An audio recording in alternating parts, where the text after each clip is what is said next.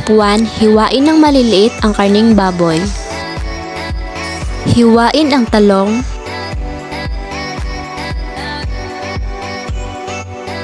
Hiwain ang kalabasa.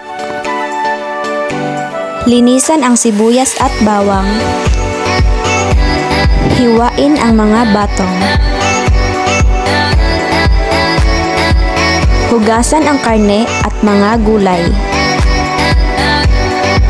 Step 2. Isalang ang kawali at kapag mainit na ito ay lagyan na ng mantika. Step 3. Igisa na ang bawang at sibuyas.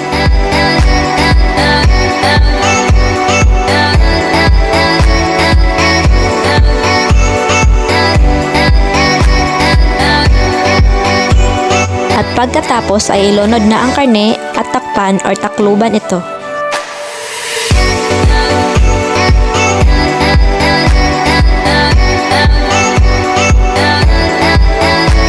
At maya-maya ay ilunod na ang kalabasa.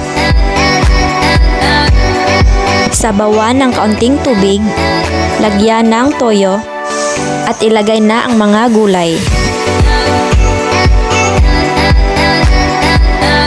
Maya-maya ay haluing mabuti at timplahan.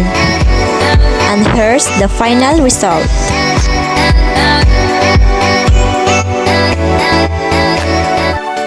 Thank you for watching!